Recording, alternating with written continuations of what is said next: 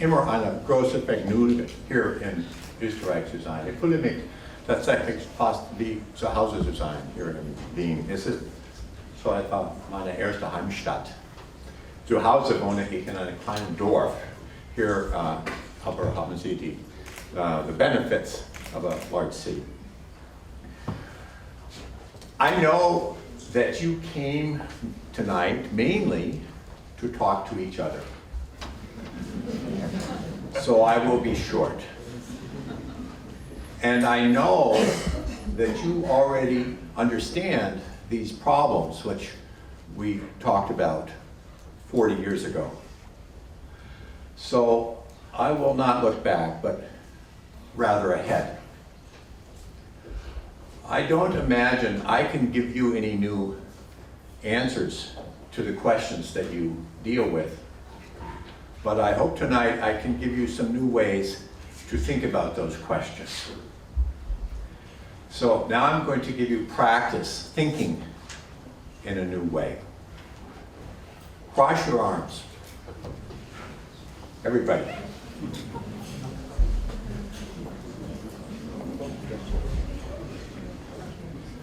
Look down and see which wrist is on top. So I have my left wrist on top. Which wrist is on top, okay? Remember, drop your arms.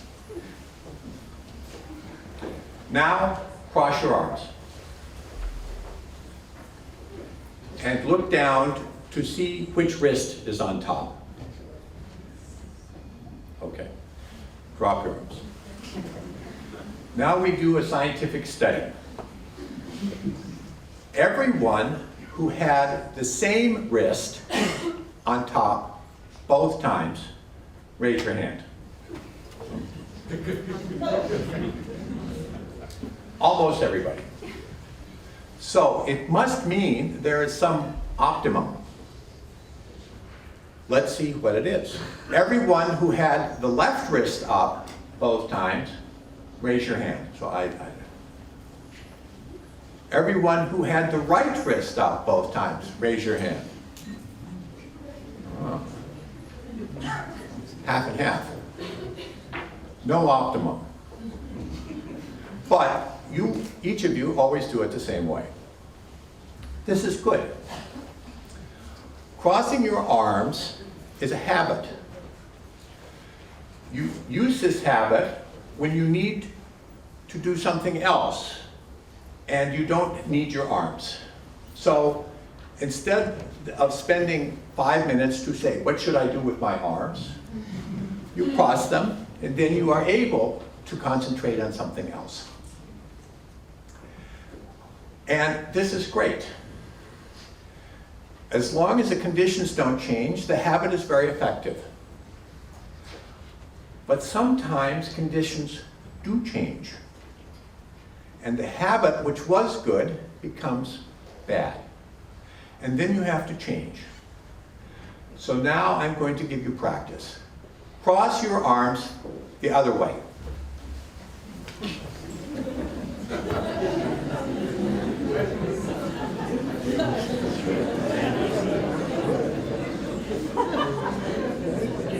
Okay. Notice 3 things. And this is very important because I'm going to try to change your habit of thought tonight. And if I'm successful, what we see with the habit of crossing your arms will be also true with your habits of thought. First, it is possible. You are able to change. Second, you have to think about it. It takes some effort to make a change. It's not automatic. Third, at first, it's very uncomfortable. Unbequem. So, it's the same way with thinking. It will be possible for you to change your way of thinking, but you have to work, probably make some mistakes, and at first it won't be very comfortable. Now it's time for those of us who are interested in sustainable development to change our habits of thought. I'd like to show you a little example. In just a moment, I'm going to ask you to do another simple game. Don't do it, I explain. In just a moment, I ask you to put out your hand, thumb up, put it up above your head, and then make it go clockwise, in the direction of a clock. And then slowly bring it down until it's at the level of your girdle. And then I ask you a question. Now, the goal is clockwise. 2 rules. Don't stop your hand. Don't change direction. Okay? Put out your hand. Put it above your head, clockwise, starting clockwise, slowly coming down. Keep it moving. Remember the rules. Now I ask, who is still going clockwise? Raise your hand. Who is going counterclockwise? Raise your hand. Half and half. It's a very diverse society here.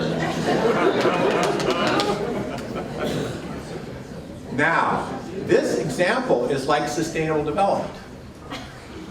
If your goal is clockwise, then in order to keep clockwise, you have to break the rules. If you keep the rules, then down here, you have to give up the goal. Because if you follow the rules, clockwise gives you counterclockwise. So you have to pick.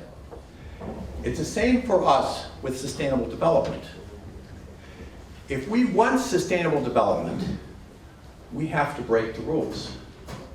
If we want to keep our rules, our political system, our markets, our financial mechanisms, our politics, our leaders, our corporate tech, if we want to keep those rules, we have to give up the goal of sustainable development.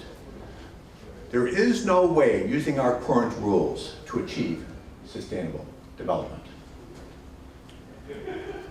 You see this in, for example, this measure which was developed by Meadows, the global ecological footprint. In 1972, when we wrote our first book, the global ecological footprint was down around 0.8, 0.9, something like that. We were under the limits. And that time the goal was to slow down. And the notion of sustainable development was very attractive politically because you could imagine you keep what you have and everyone else gets what they want while staying under the limit. Therefore, the Brundtland Commission definition became very popular. Everybody gets what they want, and plus the future gets what they want too. It's a fantasy, but very politically interesting. But now, we are not at 0.8. According to Meadows, the global ecological footprint is about 1.4. And it's growing faster and faster. It means every year we are using almost 50% more than what is being produced sustainably on this planet. Sustainable development, if you mean by that, I get what I want and everybody else gets what they want, except we don't damage the environment, it's no longer possible. It's a fantasy. We're all going to go down. Now, this is a problem. Politically, it's easy to say that you keep what you have and other people come up. But if you have to tell everyone that they're going down, they decide rather they prefer to have new politicians. And so it's a very difficult proposition. But for us environmentalists, it's crucial. It means that instead of focusing on sustainable development, sustainability, we need to move to a different characteristic of the system. In English, we call it resilience. This word doesn't have exact translation in German. It's something like Elasticität. It has something to do with Widerstand, with resistance. But it means the ability to withstand a big shock and to continue functioning. I give you some examples.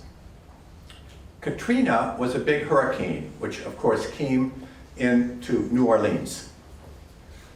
New Orleans was not a resilient system, and the hurricane did damage which will never be fixed. New Orleans will never again be the city it was before Katrina. 10 days ago, Irene came ashore, actually over my house, Boston, New York, on up through New England. It did enormous damage. Near to my house, 200 roads were destroyed. It will take 3 or 4 or 5 years of repairs, but finally the system will come back to give the same services it gave before. So we can say for Irene, we were resilient. One more example. Recently I rebuilt my house. I wanted to make it more resilient. For me, the biggest threat is that the electricity stops. This happens quite often in my region. 2 winters ago, some of my friends went for 3 weeks with no electricity. We put the electricity lines out, and then the tree falls over and no electricity. So when my electricity goes off, the first problem I have, if it's dark, is no light. Then almost immediately I notice no computer, no internet. After 3 or 4 hours, my freezer begins to thaw to destroy the food. Then my solar system begins to loses the control system, and of course then the liquids boil off. Then finally the water stops working. I have my own water supply. And after some day or so, finally this temperature in my house starts to come down to the point where it's not in me. So you see, I have not a very resilient system. So I put into my new house so-called backup generator with a big propane tank. This generator now can run for about 7 days before it runs out of propane. So I have increased the resilience of my house a little. Actually, with this last hurricane, the power went out for 7 days, or for 1 day, I'm sorry, 1 day, 24 hours. No problem. The backup generator came on, and then after the power came on, backup generator went off. It was a resilient system. But if the power goes off for 2 weeks in my house, then again, I don't have a resilient system. You have a similar system here. You can play the thought experiment. Think about Vienna. The Russians shut off your gas for 2 hours. What happens? Nothing. You don't notice, actually. They shut off your gas for 2 days. You notice. You start to worry, but probably doesn't cause problems because you have tanks. They cut off your gas for a week. Now you start to have problems. They cut off your gas for 2 months.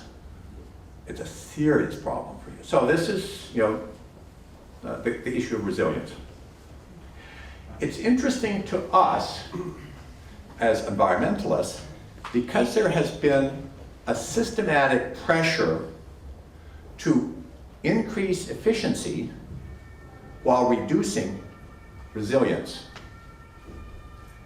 Efficiency is the amount of output you get for each unit of input. If a company can increase its efficiency and it has to buy its inputs, then it makes more profit. So there's a very strong pressure to increase efficiency. Resilience doesn't have a strong pressure because with efficiency, the benefits are quick and here. With resilience, the benefits are slow and quite widespread. One person can be influenced by efficiency. No one person feels strongly the problems of resilience until it's too late. So we're in a system, the United States and Australia, where there has been steady pressure to increase efficiency by the people who make a profit from that, while reducing the resilience, and there's not been enough counterbalance to do it. This is interesting to us because we're now in a period where chaos is growing. The number of shocks to the system from climate, from energy scarcity, from the financial system, and so forth, is growing. Those shocks will trigger action. And if we have a non-resilient system, the action often will lead to damage of the environment. Fukushima, excellent example. When they were desperately trying to get the reactor under control, they took a lot of radioactive materials and let them go out into the environment in a way which will last for centuries. But no one was concerned because they were facing a crisis. If I take your head and I push it underwater and I say you have two buttons, one gives you more air and one gives you more biodiversity, which do you prefer?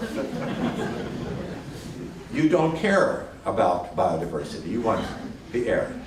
And we're now in such a situation. So if we want to protect the environment, we need to start making our system, our family, our towns, our country, our region, more resilient, so that when the shocks do come, which they will, for sure, the people will be less inclined, less likely to do those things which are very damaging to the environment. What does this mean in Austria? Well, I'm just going to illustrate a few ideas. Of course, I don't know detailed answers, and you don't want detailed answers tonight anyway. You want to talk to your friends. So, but just to illustrate, the population in Austria has to go down. It has to go down everywhere. But as soon as there is any idea that the population goes down, immediately it is considered to be an enormous crisis because the labor force goes down, and therefore the GNP goes down. Therefore, people immediately start to talk about immigration. We need to bring in more workers. We need to subsidize women to have more babies. I've seen this in Austria, I see it in Japan, I see it in many places. Instead of thinking that a declining population is a disaster, we should think that it's a wonderful opportunity. We talk now about the great stagnation of Japan. Well, it's not stagnating, it is suffering or it's experiencing the results of a declining labor force. If you go to Japan, the people don't seem to be in such terrible problems. Because although the GNP is going down, the population is going down. It means more leisure time, and so forth. Now, a declining population introduces many interesting problems. How to keep your social security system from going bankrupt. How to redefine your objectives so that you don't think only about GNP, but start to think about, for example, happiness. How to deal with the old people, because now there will be a much larger fraction of old people. But these are problems which can be solved. If we deny them, we create a non-resilient system, and then when finally they come anyway, we have chaos. If we start now to work on them, we make a more resilient system.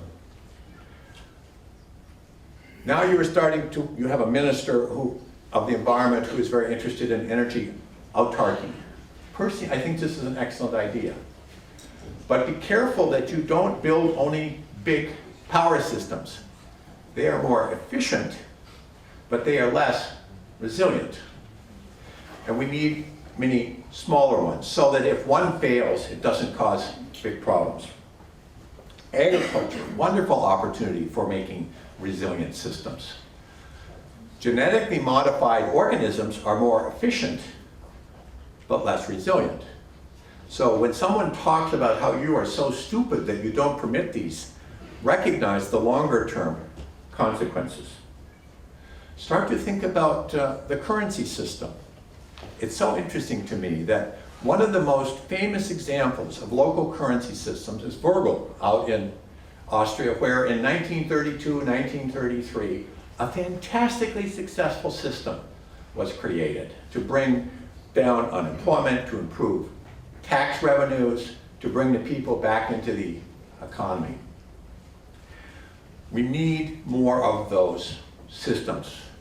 Some will fail, but some will succeed, so that when we have problems, we can begin to think about what is successfully available to us.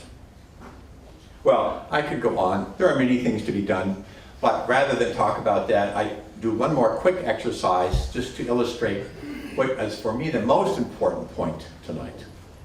So, in just a moment, don't do it now, I'm going to explain. In just a moment, I'm going to ask all of you to clap your hand at the same moment.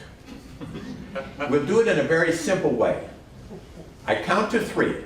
1, 2, 3. Then I say that word. And when I say that word, you all do it. Okay? Here we go. So simple. Count to 3. 1, 2, 3. Then I say that word, and then at that moment, put your hands out now. Serious. I'm not trying to get applause. I'm trying to make a point here.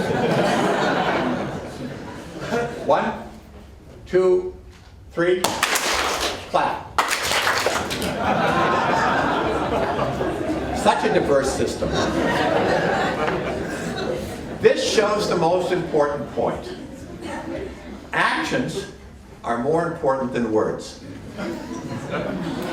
I told you what to do. You understood my words, but when my actions were different from my words, you paid attention to my actions and not to my words.